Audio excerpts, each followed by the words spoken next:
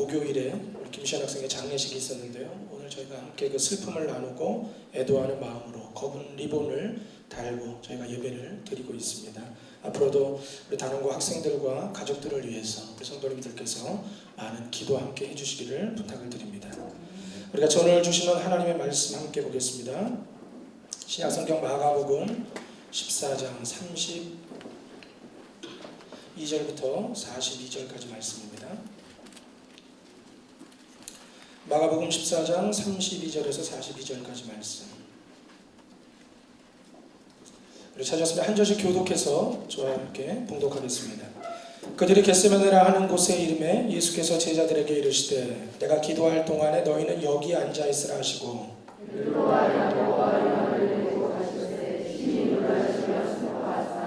말씀하시되 내 마음이 심히 고민하여 죽게 되었으니 너희는 여기 머물러 깨어 있으라 하시고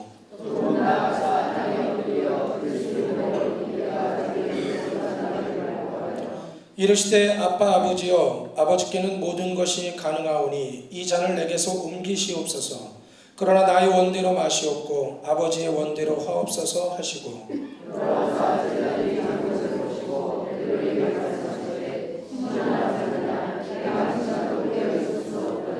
시험에 들지 않게 깨어있어 기도하라. 마음에는 원이로되 육신이 약하도다 하시고 다시 오사 보신즉 그들이 자니 이는 그들의 눈이 심히 피곤함이라. 그들이 예수께 무엇으로 대답할 줄을 알지 못하더라.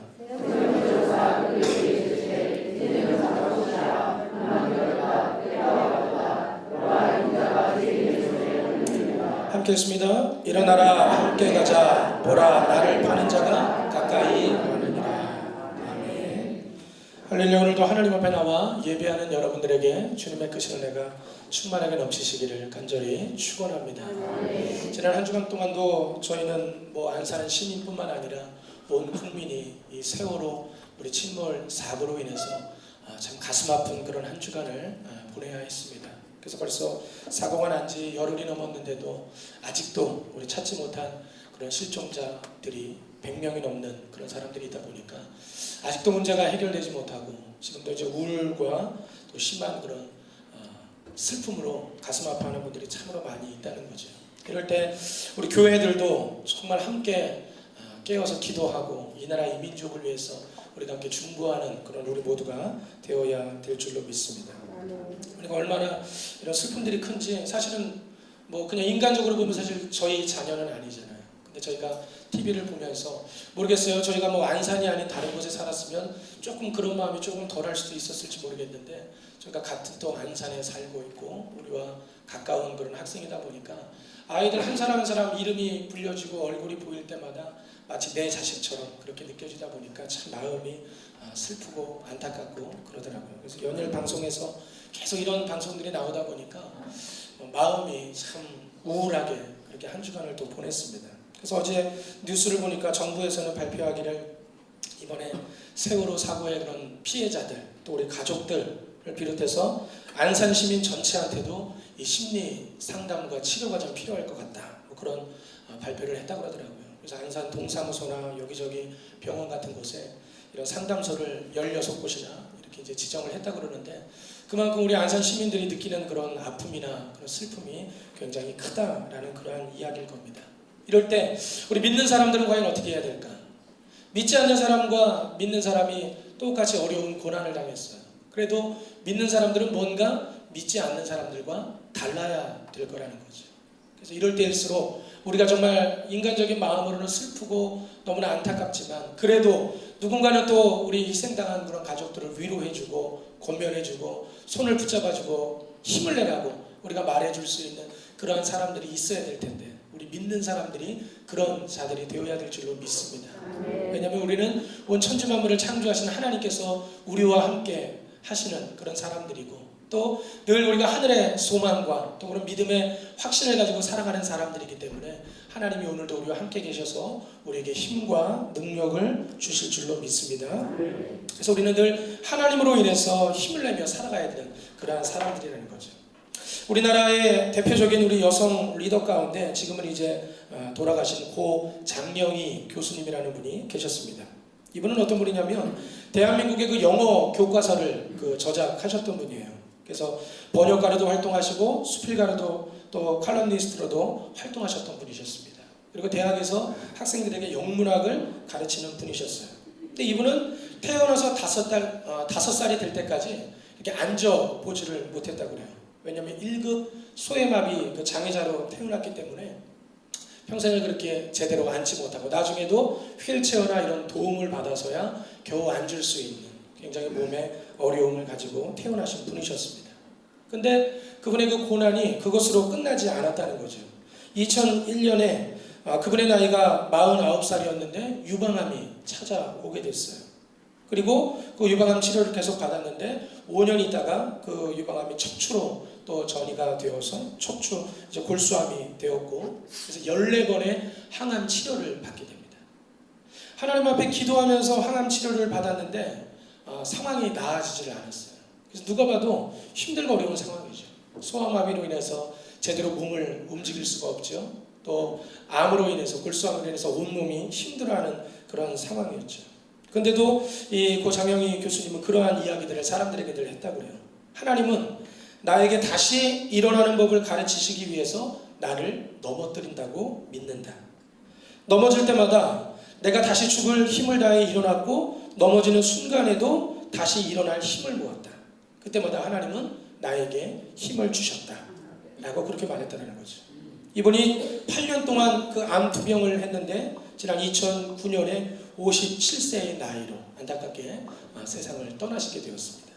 그래서 우리가 인간적으로 보면 참 힘들고 어려운 그런 고난이 계속 반복되었던 그러한 삶이어서 우리가 생각해 보면 참 저런 분이 뭘 할 수 있었을까 라고 우리가 생각할 수 있는데, 이분은 그런 병에도 불구하고 그 8년 동안 그 암 투병을 하면서도 3권의 책을 썼고 4권의 책을 번역하면서 왕성하게 그런 자신의 활동을 할 수 있었다는 거죠.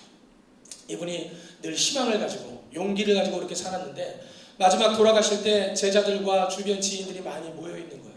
근데 마지막으로 이 사람들에게 그런 유언의 말을 남겼다고 합니다. 내가 너희들에게, 당신들에게 마지막으로 하고 싶은 말이 있다고. 그래서 뭐냐고 그랬더니 내 힘들다, 이런 말을 했다고 해요. 내 힘들다. 주변 사람들이 아니 왜 교수님이 이런 말씀을 하실까? 평생을 그렇게 힘든 것처럼 보였는데도 늘 희망을 잃지 않고 얼굴에 웃음을 잃지 않고 그렇게 삶을 사셨는데 마지막 말씀을 왜 내 힘들다라는 그런 말씀을 하셨지? 라고 의아해서 제자들이나 옆에 있는 분들이 물어보니까 이분이 마지막 돌아가시는 순간에도 웃으시면서 그렇게 말씀하셨다고 그래요. 자기의 조크라고. 그러면서 뒤로 돌려서 한번 읽어보라고. 내 힘들다. 거꾸로 하면 어떻게 되나요? 다들 힘내 라는 말이라는 거죠. 우리 옆에 분들에게 한번 인사해볼까요? 힘내십시오. 인간적인 상황으로 보면 너무 힘들고 어려울 수 있는 여건이었는데도 하나님이 함께 하신다고 하는 믿음을 가지고 내가 넘어질 때마다 하나님이 나에게 다시 일어날 수 있는 힘을 주신다 라는 그런 믿음을 가지고 평생을 그렇게 삶을 사시면서 마지막으로 하셨던 말씀이 유머스럽게 내 힘들다 돌려 말하니까 다들 힘내 라는 그런 말씀을 하시고 천국으로 가셨다는 거죠. 오늘도 아마 우리 희생당한 우리 가족들이나 또 지금도 슬픔 가운데 있는 우리 모든 이 나라 국민들에게 필요한 메시지가 아마 그러한 메시지가 아닐까. 또 하나님께서 오늘 우리 안산 지역의 모든 그런 희생자 가족들과 또 우리 안산 시민들과 이 나라 사람들을 위해서 들려주고 싶은 하나님의 음성이 그런 음성이 아닐까. 얘들아 다들 힘내라 라는 그런 말씀을 우리에게 들려주시지 않을까라는 생각이 되어집니다. 우리도 이번 사고뿐만 아니라 사실 살면서 우리가 연약하고 부족한 인간들이다 보니까 고난을 우리가 끊임없이 만나게 됩니다. 아마 여기 머리가 희끗희끗하시고 저보다 연세가 더 많으신 그런 분들은 사시면서 아마 저보다 몇 갑절의 그런 고난과 그런 어려운 순간들을 많이 지나오시면서 그런 고난들을 극복해 오시면서 여기까지 오셨을 거라는 거죠. 이 가운데 누구 하나도 살면서 힘든 일, 고난 한 번 만나지 않고 이제까지 살아온 사람은 한 사람도 없다라는 겁니다. 여러분들 고난을 만날 때마다 어떤 방법으로 그런 고난들을 이겨내셨는지 모르겠어요.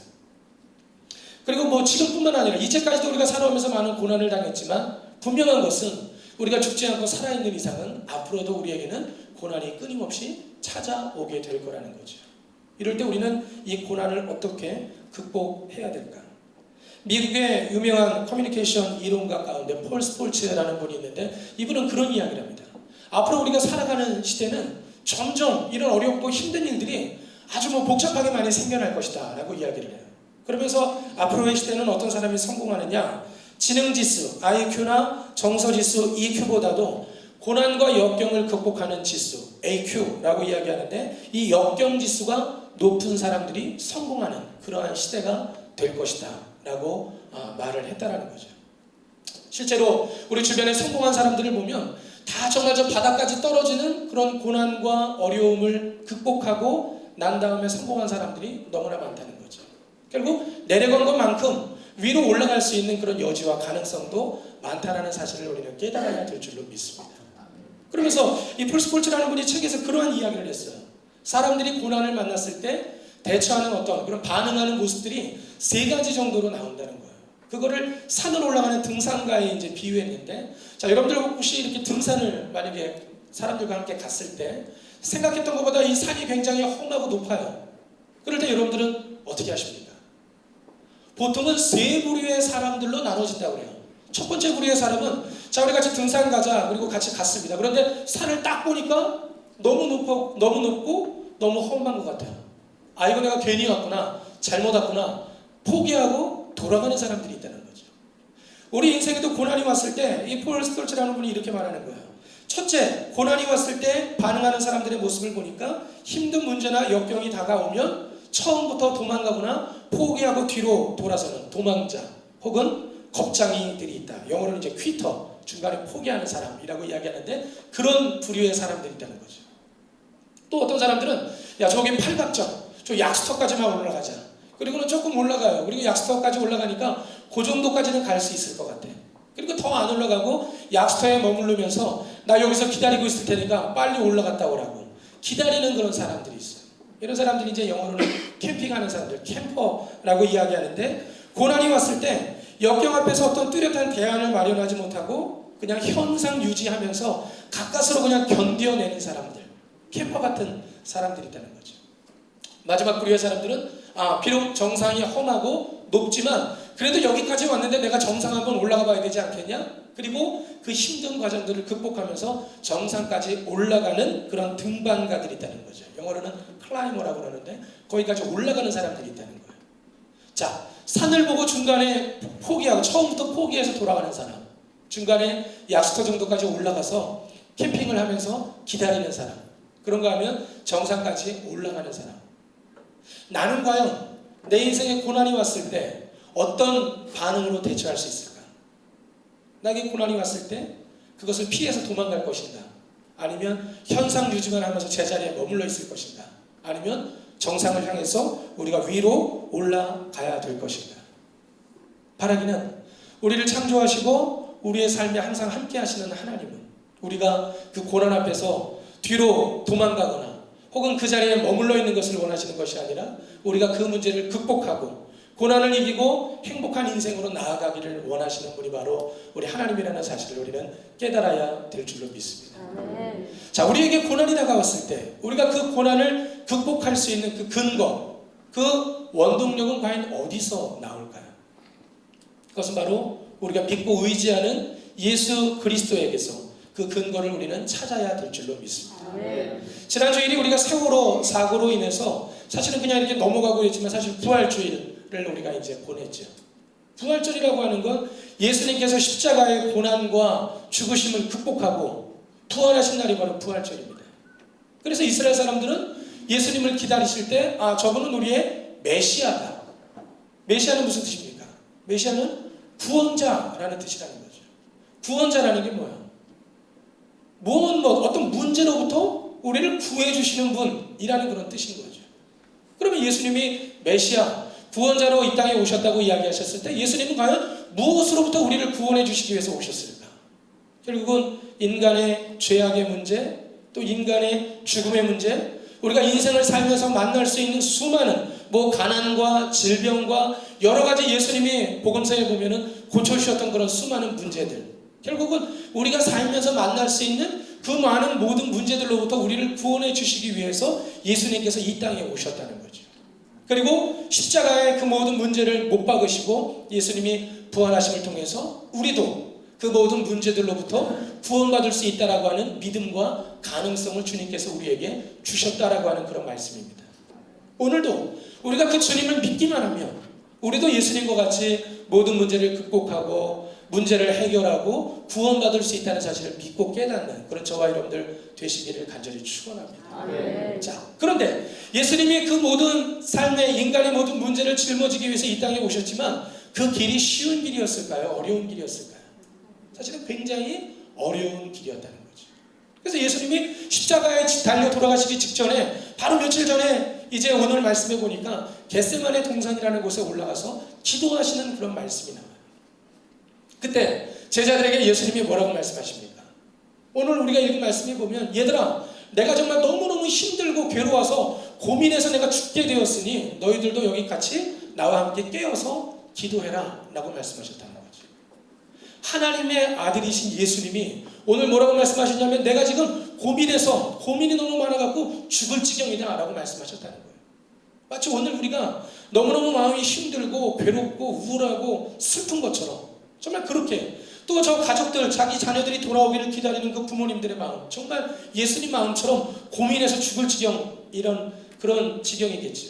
근데 오늘 예수님께서 내 상황이 지금 그렇다 라고 말씀하시면서 그 겟세마네 동산에 올라가서 기도하셨다는 거죠. 겟세마네 동산은 다른 복음서 말씀을 보면 예수님께서 종종 가셔서 습관을 따라 기도하시던 곳이 바로 이 겟세마네 동산입니다. 이 지역은요, 그 이스라엘 지역을 보면 옛날부터 올리브가 굉장히 많이 재배되는 곳이었다고 그래요.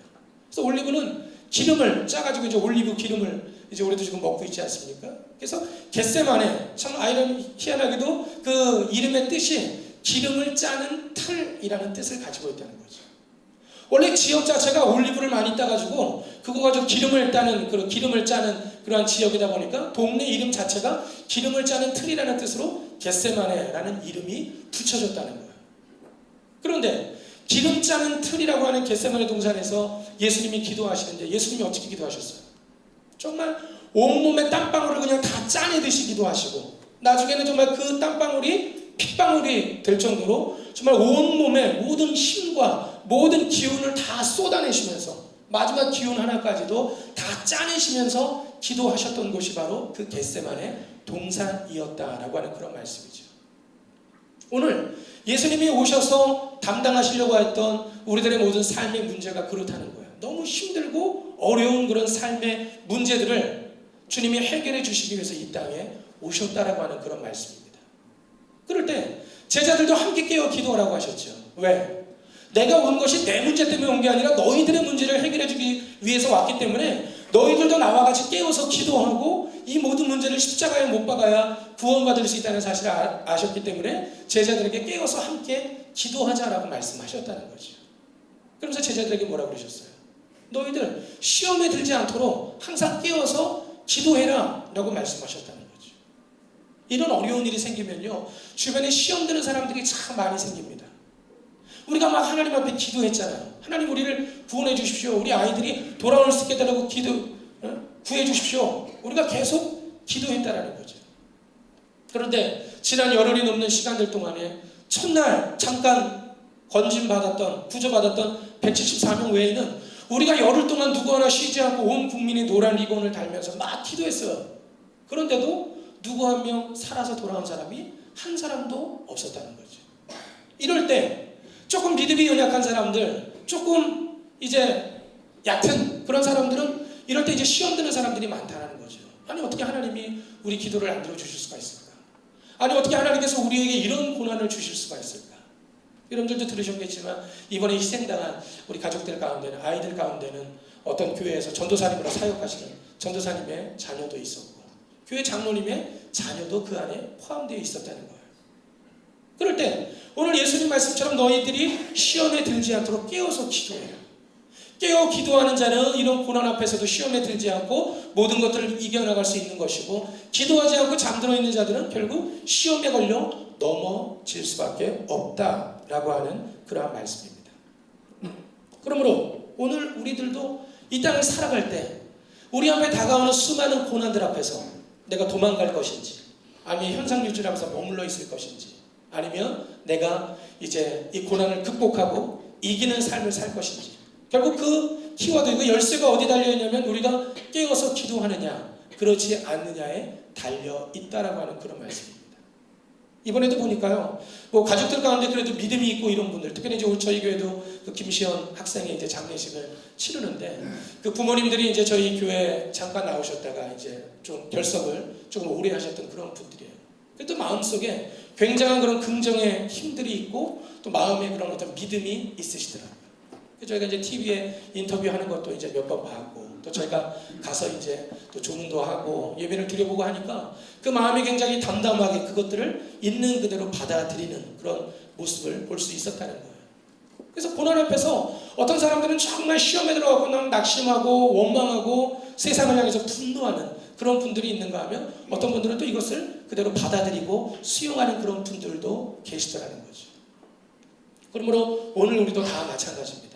다 똑같이 우리는 누구나 고난을 당하지만 우리가 얼마나 깨어있고 얼마나 기도하는가에 따라서 그 고난을 극복하고 이기며 나가는 분이 있는가 하면 그 앞에서 쓰러지고 넘어지는 사람들이 있다라고 하는 그런 말씀이죠.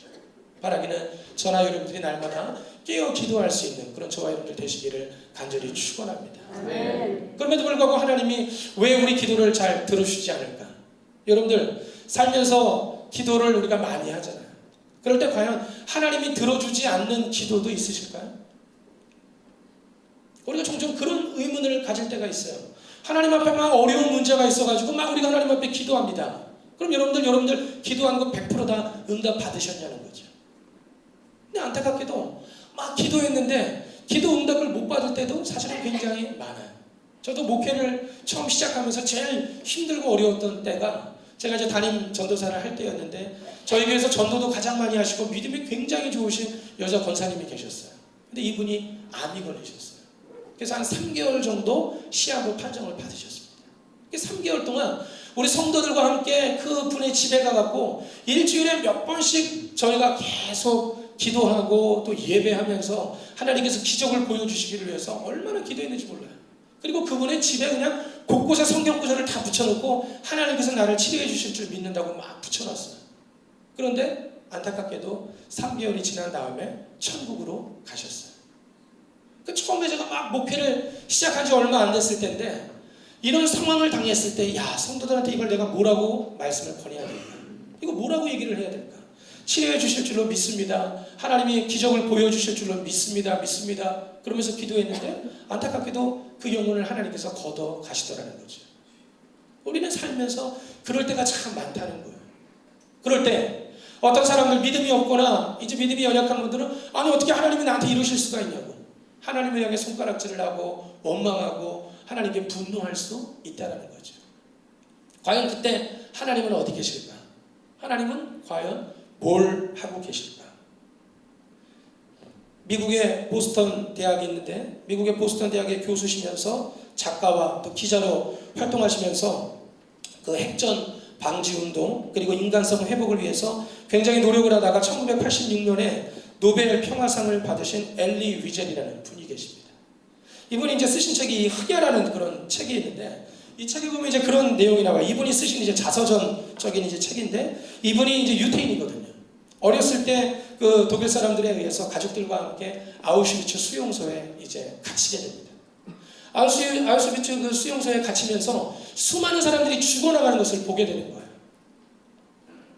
그러면서도 사람들, 유태인들이 그냥 그 감옥 안에서도 끊임없이 하나님 앞에 기도했다는 거죠. 하나님 우리를 살려주십시오, 우리를 건져주십시오, 끊임없이 기도하더라는 거예요. 근데 하루는 교수대에 이제 사람들이 매달려서 죽는데 그날에는 이제 3명이 죽으려고 이제 끌려온 거예요. 남자 2명하고 어린아이 1명이 끌려왔습니다. 의자를 갖다 놓고 위에다 줄을 매고 사람들이 이제 목을 맸어요. 그리고 의자를 치웠어요. 어른 2명은 몸의 무게 때문에 금방 목이 쫄려갖고 죽었습니다. 그런데 아이 하나는 몸이 너무 가벼우니까 죽지 못하고 30분 동안을 그 목에 줄에 매달려갖고 거기서 대롱대롱 매달려 있는 거예요. 그럴 때 몰려있는 수많은 그 수용소의 그 유태인들이 그 모습을 보면서 너무나 안타깝고 너무나 마음이 아픈 거죠. 막 발버둥치는 그 아이를 보면서. 그때 이 엘리 위젤의 뒤에 있던 누군가가 그렇게 외치더라는 거죠. 야, 도대체 하나님은 어디 계시는 거냐? 라고 외치더라는 거예요. 우리를 살려달라고 그렇게 기도했는데, 하나님께서 우리와 함께 해달라고 그렇게 기도했는데, 저 아이가 지금 저 30분 동안 저 줄에 매달려갖고 저렇게 살려고 발버둥 치고 있는데 도대체 하나님 지금 어디 계시느냐? 라고 질문을 던지더라는 거죠. 짧은 한마디의 질문이었지만 그 자리에 모여있는 수많은 유대인들과 또 그 엘리 위젤, 이분의 그 마음속에도 탄식이 입에서 저절로 나오더라는 거예요. 주여, 도대체 하나님은 어디 계시는 겁니까? 이 안타까운 고난의 현장에서, 이 힘든 상황에서 도대체 하나님은 어디 계시는 겁니까? 낙심하고 있을 때 뒤에서 어느 누군가가 또 힘있게 한마디를 외치더라는 거예요. 하나님이 어디에 계시냐고? 하나님은 바로 저 교수대에 함께 계신다 라고 말씀을 하시더라는 거죠. 하나님이 어디 계시는지 사람들이 마치 우리를 고난당하게 내버려 두시고 어딘가에 다른 데 가 계시는 줄 알았는데, 그분이 하는 이야기가 하나님은 저 교수대에 저 아이와 함께 목매달고 거기서 함께 아파하고 계신다 라는 그 이야기를 누군가가 외쳤을 때 사람들이 거기서 힘을 발견하고 거기서 믿음을 다시 한번 회복하게 되고, 그래, 하나님은 우리와 함께 계시지. 우리와 함께 아파하시고 우리와 함께 눈물을 흘리시고 우리와 함께 고통당하시는 분이시지. 그러면서 다시 한번 거기서 힘을 내어가지고 기도하고 정말 그 영혼들을 위해서 간구할 때 하나님께서 결국에는 나중에 그 남은 사람들을 구원하시고, 지금은 유태인들이 전 세계에서 얼마나 영향력을 발휘하는 그런 사람들이 됐습니까? 우리가 살다 보면 기도한 그대로 응답받지 못할 때도 있어요. 하지만 그것은 기도의 응답을 안 하신 것이 아니라 하나님의 방식대로 사실은 나름대로의 응답을 하신 거죠. 그래서 제가 지난번 우리 지역교회 예배 때도 그런 말씀을 드렸지만, 만약에 여러분들이 굉장히 물질적으로 힘이 많으셔요. 그래서 여러분들의 자녀가 사고 칠 때마다 그 문제를 다 해결해 줘본다고 한번 생각을 해보세요. 여러분들의 자녀가 어떻게 될 것 같습니까? 이번에도 세월호 사고가 수많은 사람들의 잘못과 실수와 잘못된 관행 때문에 이런 문제가 생겼다는 거죠. 그런데 우리가 기도하는 사람마다 한 명도 안 죽고 다 살아나고, 무슨 문제가 일어날 때마다 다 살아나고, 여러분들이 기도하는 것마다 다 응답되어지고 다 이루어지고, 과연 이 세상이 행복하고 아름다운 세상이 되어질까? 여러분들의 자녀가 문제를 일으키고 여러분들의 자녀가 사고를 칠 때마다 여러분들이 걱정 마, 아빠가 다 해결해 줄게, 여러분들이 알아서 다 해결해 주세요. 그 자녀가 과연 올바른 길로 나가게 되어질지. 물론 이것이 뭐 적합한 그런 비유일지는 모르겠지만, 하나님이 우리에게 주신 자유의지, 우리가 선택한 그 결과를 가지고 우리가 이 인생을 살게 되어진다는 거죠. 그러면 하나님이 하시는 건 뭔가? 하나님은 우리와 늘 함께 계셔서 그 십자가에서 예수님께서 우리의 모든 고난의 문제를 다 극복해 주신 것처럼 우리들의 모든 죄악의 문제도 그 십자가에 못 박기를 우리 주님은 원하고 계신다라고 하는 말씀입니다. 오늘도 우리가 읽은 말씀에 보면 잠들어 있는 그 제자를 향해서 예수님이 3번 기도하시고 난 다음에 그렇게 말씀하시죠. 일어나라, 함께 가자 라고 말씀하시는 거예요. 일어나라, 함께 가자. 어디를 향해 가는 겁니까? 얘들아, 잠들어 있지 말고, 피곤해갖고 사람들이 잠들어 있다고 얘기하니까 잠들어 있지 말고 십자가를 향해 나아가자라고 이야기하는 겁니다. 왜냐하면 십자가는 비록 고난의 자리고 죽음의 자리이지만 그 십자가의 모든 문제를 못 박을 때 거기에서 부활의 역사가 나타나고 거기에서 다시 살아나는 기적을 체험할 수 있기 때문에 제자들과 함께 일어나서 함께 가자라고 말씀하셨다는 거죠. 오늘도 낙심해 있는 우리 희생자 가족들과 슬픔 가운데도 모든 우리 안산 시민들과 이 나라 이 국민들에게 하나님께서 하시는 말씀은 일어나라, 함께 가자라고 말씀하십니다. 왜냐하면 그 문제를 우리가 끌어안고 있으면 문제가 해결되어지는 것이 아니라는 거죠. 결국은 이 세상 그 누구도 이 문제를 해결해 줄 수 있는 사람은 없다는 거예요. 정부에서 보상금을 주고 뭐 위로금을 주고 사람들이 뭐 애도의 물결을 보여주고 그런다고 해서 이 사람들의 문제가 해결되겠습니까? 결국 우리의 모든 문제가 해결될 수 있는 곳은 저 예수님의 십자가밖에 없는 줄로 믿습니다. 그 십자가의 모든 것을 내려놓고 거기에 못 박을 때 우리와 함께 아파하고 계셨던 하나님을 우리가 발견하게 되는 것이고, 예수님이 부활하셨던 것처럼 우리도 다시 부활할 수 있는, 다시 무언가를 일어나서 시작할 수 있는 힘과 용기를 하나님께서 우리에게 주시는 줄로 믿습니다. 그러므로 이 자리에 있는 저와 여러분들도 우리 앞에 어떤 고난이 오든 어떤 시험이 오든 우리가 늘 깨어 기도하면서 결국 그 고난을 내가 끌어안고 있는 것이 아니라 예수님의 십자가에 못 박고 일어나라 함께 가자라고 우리에게 손을 내밀어 주시는 주님의 손을 붙잡고 나아갈 때 우리가 그 고난을 이겨나갈 수 있는 힘과 용기를 거기서 얻게 되어질 줄로 믿습니다. 지금 우리 주변에 있는 우리 희생자 가족들을 위로하는 방법도 역시 마찬가지죠. 우리가 작은 예수가 되어서 그분들에게 손을 내밀어 주면서 일어나라 함께 가자. 여기 주저앉아 있지 말고 여기 낙심해 있지 말고 이제는 다시 힘을 내어서 우리가 또 살아야 될 삶이 있고 우리에게 맡겨주신 사명이 있고 우리 가족들도 다시 또 하나님이 행복하게 또 이 아픔들을 이겨나가면서 살 수 있는 힘과 능력을 하나님은 주시기를 원하신다는 거죠. 그럼 우리 믿는 자들이 그분들을 위해서 같이 중보하고 그분들에게 용기를 또 북돋아주고 우리가 같이 권면하면서 그들과 함께 일어나서 나아갈 수 있는 우리 모두가 되어야 될 줄로 믿습니다. 저나 여러분들도 늘 지금 고난이 조금 덜할 때 지금 우리가 기도하면서 우리 믿음을 다시 한번 되새겨야 될 줄로 믿습니다. 고난이 왔을 때 주저앉거나 도망가는 것이 아니라 십자가에 달리신 예수님을 우리가 바라보면서 그분의 손을 붙잡고 함께 나아가고 주님이 십자가의 고난과 죽으심을 이기시고 부활하셨던 것처럼 우리도 그것을 이겨나갈 수 있다고 하는 믿음을 가지고 나가는 저와 여러분들이 되어져야 될 줄로 믿습니다. 늘 믿음으로 승리하는 저와 여러분들이 되시길 바라고 우리 모든 슬픔 당한 우리 가족들을 위해서 함께 우리들이 먼저 기운 내어서 누군가는 옆에서 기운을 내서 손을 잡아주고 끌어주는 사람들이 있어야 된다는 거죠. 우리 꿈의 교회가 또 이 안산 땅에 세워진 것은 하나님의 또 거룩하신 뜻이 있으셔서 이렇게 우리 꿈의 교회를 세워주신 줄로 믿고 이런 어려움 속에서 우리가 안산을 위해 또 기도하고 섬기는 우리 모두가 되어야 될 줄로 믿습니다.